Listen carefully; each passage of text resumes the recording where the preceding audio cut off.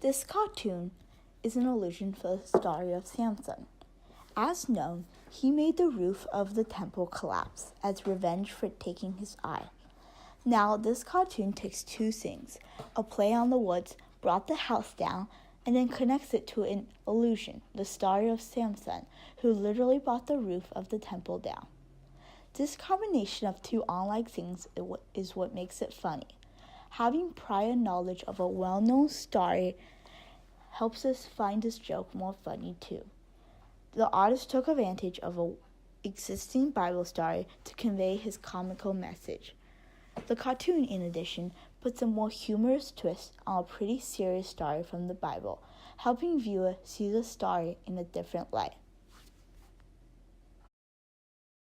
The story of King Solomon's decision to cut up the baby as a way to find out who the true mother was is so well known that the idea of parents splitting up children in a divorce is sometimes known as a Solomon divorce.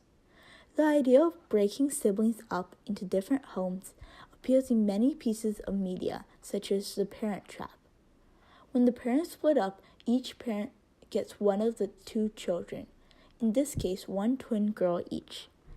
This much more literally references the biblical story of King Solomon. The movie alludes to the story, which contains the ridiculous idea of actually cutting a baby in two in order to be fair to both parents, not considering the well-being of the actual child or children. But sometimes splitting up siblings or twins is a more modern take on what would have happened if there was a very different outcome of King Solomon's story. It enhances the biblical story as it makes the viewers consider what really would have happened if the baby was actually cut in two. And in the end, it adds to the movie, as in the end, the parents and the twins end up together once again, showing that the true ending of both stories is ultimately the same and a happy one. An example of a piece of pop culture that alludes to the biblical story, David and Goliath, is the new season of the reality TV show Survivor called David and Goliath. It alludes to a story in which an underdog rises up and beats a higher power, a well-loved story that is repeated time and time again, both in media and in real life. This show asks the question, who would win in the 21st century?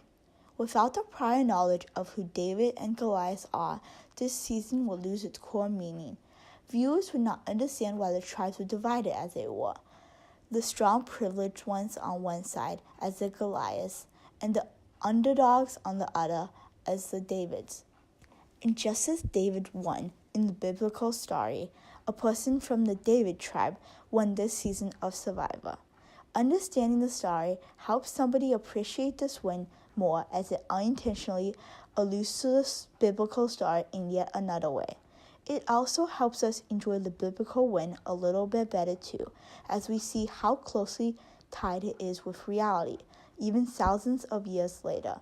And it gives people hope that even if they're the underdogs now, they can still beat expectations and win in the end.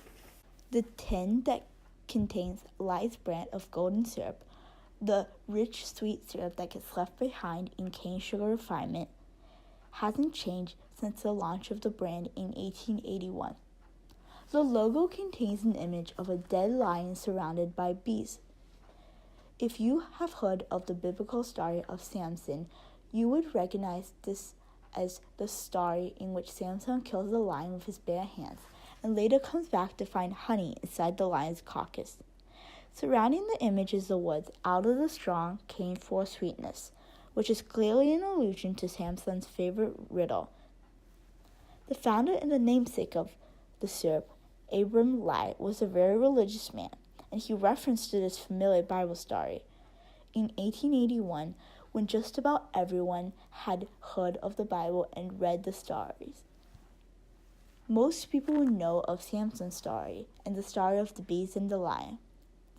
Understanding Samson's story and his strengths, a well-known trait of his, helps us understand that the allusion is used to emphasize what Lai's brand is famous for, the strengths of the tin it comes in, a fact that the brand is proud of. Also, a gold, sweet, sticky syrup, golden syrup can be compared to honey, And just as bees made honey inside the beast of a lion, golden syrup pours from a haughty, strong tin of lies. The Brothers Grimm tale of Rapunzel alludes to the biblical story of Samson, and understanding Samson's story would help with seeing the similarities between the two, both containing beings with magical long hair that loses its power when cut. In addition, in both stories, the hair is cut off by a prior trusted one. In Samson, it's Delilah, and in Rapunzel, the witch. The allusions help better emphasize the author's meaning. It shows just how magical and powerful her hair is, and just how cruel the witch was by taking her power. The show also in turn enhances the biblical story, as it shows that the story of Samson is not so different from a fairy tale, both beloved by children and adults, and alluded to in many pieces of media alike.